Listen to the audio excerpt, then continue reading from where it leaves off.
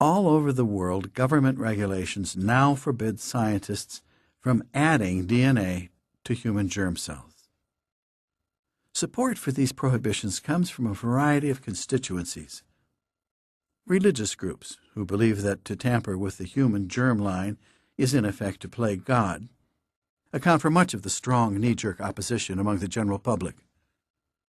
For their part, secular critics, as we have seen, fear a nightmarish social transformation, such as that suggested in Gattaca, with natural human inequalities grotesquely amplified and any vestige of an egalitarian society erased.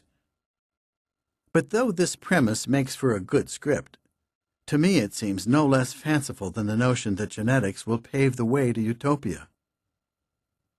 But even if we allow hypothetically that gene enhancement could, like any powerful technology, be applied to nefarious social ends, that only strengthens the case for our developing it. Considering the near impossibility of repressing technological progress, and the fact that much of what is now prohibited is well on its way to becoming practicable, do we dare restrain our own research community and risk allowing some culture that does not share our values to gain the upper hand? From the time the first of our ancestors fashioned a stick into a spear, the outcomes of conflicts throughout history have been dictated by technology. Hitler, we mustn't forget, was desperately pressing the physicists of the Third Reich to develop nuclear weapons. Perhaps one day the struggle against a latter-day Hitler will hinge on our mastery of genetic technologies. I see only one truly rational argument for delay in the advance of human genetic enhancement. Most scientists share this uncertainty. Can germline gene therapy ever be carried out safely? The case of Jesse Gelsinger has cast a long shadow on gene therapy in general. It's worth pointing out, though, that contrary to appearances, germline gene therapy should in principle be easier to accomplish safely than somatic cell therapy. In the latter case, we are introducing genes into billions of cells, and there's always a chance, as in the recent SCID case in France, that a crucial gene or genes will be damaged in one of those cells, resulting in the nightmarish side effect of cancer. With germline gene therapy, in contrast, we are inserting DNA into a single cell, and the whole process can accordingly be much more tightly monitored. But the stakes are even higher in germline therapy. A failed germline experiment would be an unthinkable catastrophe. A human being born flawed, perhaps unimaginably so, owing to our manipulation of his or her genes. The consequences would be tragic.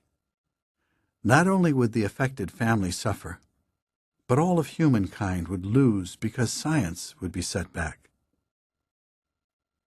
When gene therapy experiments in mice run aground, no career is aborted, no funding withdrawn. But should gene improvement protocols ever lead to children with diminished rather than improved potential for life, the quest to harness the power of DNA would surely be delayed for years. We should attempt human experimentation only after we have perfected methods to introduce functional genes into our close primate relatives. But even when monkeys and chimpanzees, an even closer match, can be safely gene-enhanced, the start of human experimentation will require resolute courage. The promise of enormous benefit won't be fulfilled except through experiments that will ultimately put lives at some risk.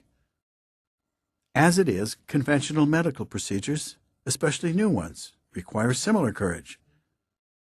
Brain surgery, too, may go awry. And yet, patients will undergo it if its potential positives outweigh the dangers. My view is that, despite the risks, we should give serious consideration to germline gene therapy. I only hope that the many biologists who share my opinion will stand tall in the debates to come and not be intimidated by the inevitable criticism. Some of us already know the pain of being tarred with the brush once reserved for eugenicists. But that is ultimately a small price to pay to redress genetic injustice. If such work be called eugenics, then I am a eugenicist. Over my career since the discovery of the double helix, my awe at the majesty of what evolution has installed in our every cell has been rivaled only by anguish at the cruel arbitrariness of genetic disadvantage and defect, particularly as it blights the lives of children. In the past, it was the remit of natural selection, a process that is at once marvelously efficient and woefully brutal, to eliminate those deleterious genetic mutations. Today, natural selection still often holds sway.